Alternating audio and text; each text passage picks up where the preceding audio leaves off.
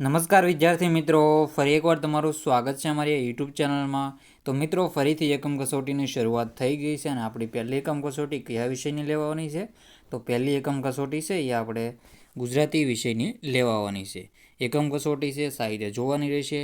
ધોરણ છે આપણું 6, તારીખ છે 10/8/2024ના રોજ લેવાશે આ પેપર અને સમય રહેશે કલાક અને કુલ ગુણ રહેશે 25. તો સાહિત્ય અંત સુધી તમારે પૂરેપૂરું પેપર જોવાનું રહેશે.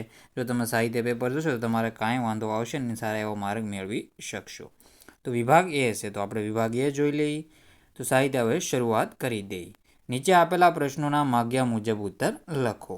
તો આમાં પહેલું છે, કવિ પ્રકૃતિમાં કોના દર્શન કરે છે? તો કવિ પ્રકૃતિમાં ભગવાનના દર્શન કરે છે. કોના દર્શન કરે છે?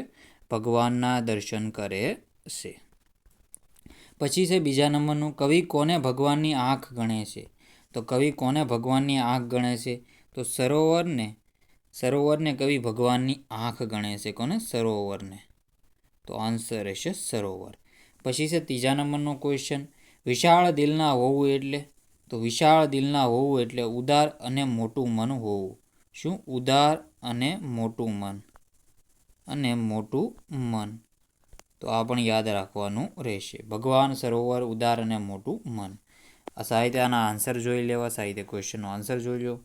તો આપણે આગળના ક્વેશ્ચન છે, મેઘધનુષ્ય અને મોરપીંછમાં શી સમાનતા હોય છે? તો મેઘધનુષ્ય અને મોરપીંછમાં બંનેમાં રંગો સુંદર સંયોજન હોય છે. આવી રીતે મેઘધનુષ હોય છે, એમાં આપણે જોઈએ તો 7 રંગ હોય છે, જાની, વાલી, પીનારા. અને આપણે જોઈએ તો પીંછું હોય છે, પીસામાં પણ સારા એવા રંગો હોતા હોય છે. કાગડીની ફરિયાદ સાંભળી પ્રધાનમંડળે શું ચુકાદો જાહેર કર્યો? તો કાગડીની ફરિયાદ સાંભળી પ્રધાનમંડળે ચુકાદો જાહેર કર્યો કે ગુનેગાર હાથીને દેશવટો આપવામાં આવે. આ સજાનો બાજ સેનાપતિ તરત જ અમલ કરે છે. તો આવી રીતે આનો આન્સર રહેશે. આપણે વિડીયોમાં આગળ વધતા પહેલાં હું તમને મારા બીજા યુટ્યુબ ચેનલ વિશેની માહિતી આપી દઉં.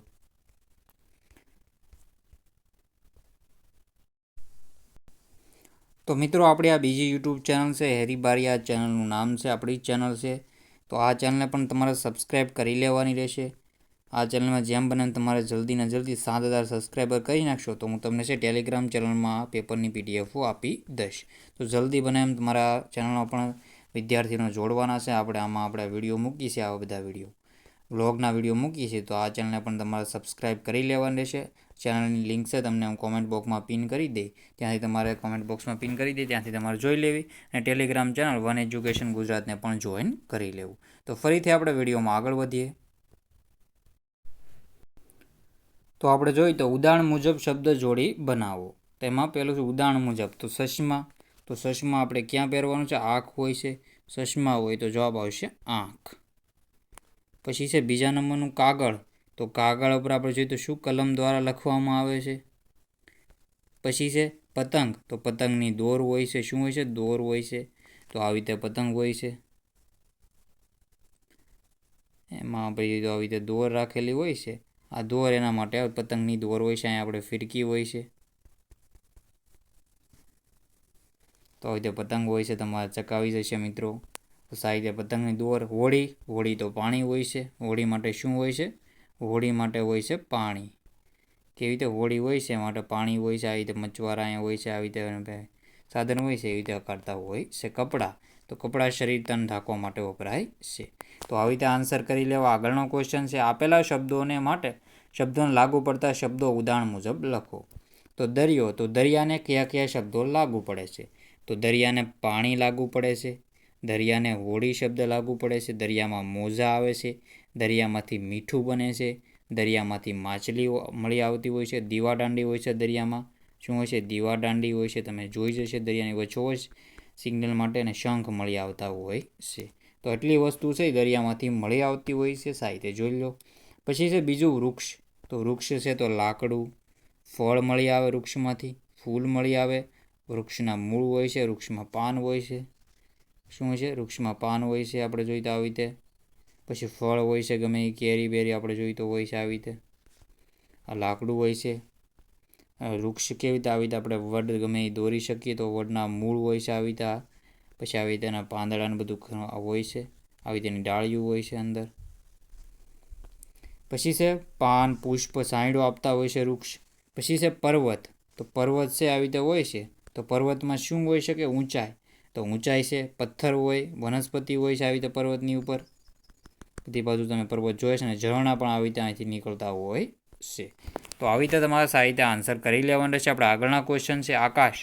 તો આકાશમાં શું હોય છે? આકાશમાં વાદળ હોય છે આવી રીતે. પછી આકાશમાં તારા હોય છે. પછી સૂર્ય હોય છે. સૂર્ય હોય છે, આપણે સૂર્ય દોરી દઈએ. સૂર્ય દાદા હોય છે આવી રીતે. પછી ચંદ્ર હોય છે, ઉપગ્રહો, વરસાદના છાંટા આવી રીતે આપણે જોઈ તો આવી રીતે બધું વરસાદ આકાશ સાથે એટલું રિલેટેડ છે. તો આવી રીતે આન્સર કરી લેવો. પછી છે વિભાગ બી. તો શું થાય? વિચારોને લખો.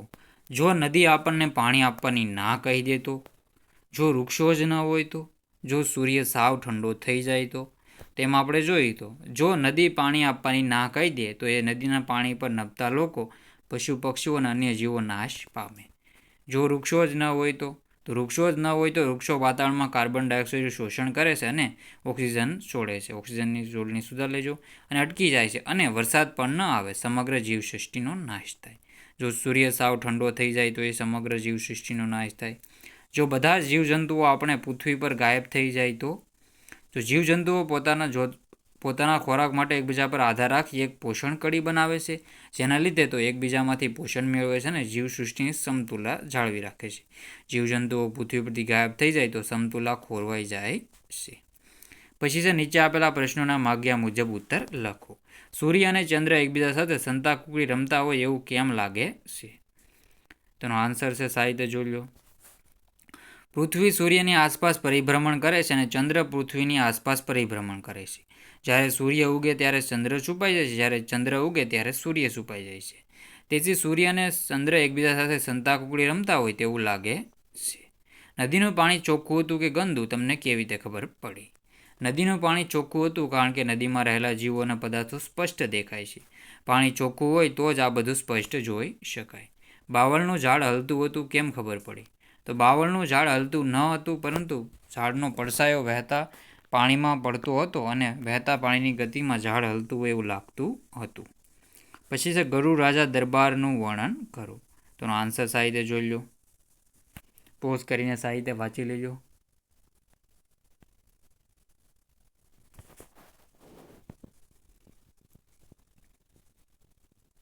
પછી આપણે આગળના ક્વેશ્ચન જોઈ લઈએ. વિભાગ સી છે. નીચે આપેલા પ્રશ્નોના સવિસ્તાર ઉત્તર લખો. તું તરણાનો તારણહારો, ઝરણાનો તું નાદ, ફૂલ ફૂલની રંગ સુગંધે તારી છે સોગાત. આ પંક્તિઓમાં કવિ ઈશ્વરનો મહિમા ગાય છે. કવિ કહે છે કે હે ઈશ્વર, તું જ તરણાનો તારણહાર છો. અહીં કવિ નિર્બળ અને દીન લોકોને તરણા સાથે સરખામણી કરે છે.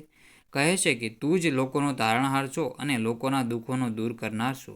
આગળ કવિ કહે છે કે ખળખળ વહેતા ઝરણામાં પણ તારો જ નાદ છે અને પ્રકૃતિમાં રહેતા ફૂલોનો રંગ અને સુગંધ એ તો તારી એટલે તેરી એમને સોગાત એટલે કે ભેટ છે. તો સાહિત્ય વાંચી લેવું. પછી છે નીચે આપેલા શબ્દો પરથી વાર્તા તૈયાર કરો. પશુ પંખી આપેલા છે. પછી છે રાજા છે, સજા, પ્રજા, જંગલ, કલરવ, કકળાટ અને રાજ દરબાર. તો આનો આન્સર છે સાહિત્ય તમે પોઝ કરીને વાંચી લો. તો જોઈ લો સાહિત્ય. એક જંગલ હતું, તેમાં સેંકડો પશુ પંખી રહેતા હતા.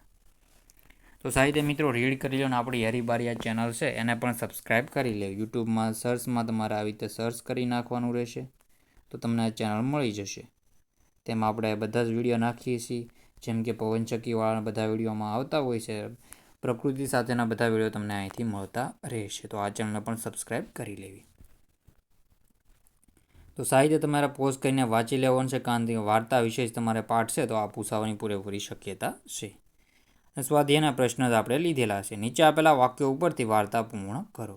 એક છોકરો હતો એ જંગલમાં ફરવાનો શોખ, અવનવી વનસ્પતિ વિશે જાણવું, એક ચમત્કારિક લાકડું મળવું અને વસ્તુને લાકડાનો સ્પર્શ થતાં રંગ બદલવો, છોકરાનું કુતૂહલ, ઘણી વસ્તુઓનો રંગ બદલવા છોકરાનો પસ્તાવો, કુદરતે બનાવેલી વસ્તુઓની પ્રશંસા છે. તો આવી રીતે તમારે આન્સર કરવાનો રહેશે. એનો જોઈ લો સાહિત્ય આન્સર. પોઝ કરીને આને વાંચી લેવું. સાહિત્ય મિત્રો તમારે રીડ કરી લેવાનું રહેશે. તો મિત્રો હવે પેપર સોલ્યુશન અહીં એન્ડ કરીએ છીએ. અંત સુધી પૂરેપૂરું પેપર જોજો અને ચેનલને સબસ્ક્રાઈબ કરી લેજો. તો મિત્રો વિડીયોને એન્ડ કરીએ છીએ. જય હિન્દ, જય ભારત.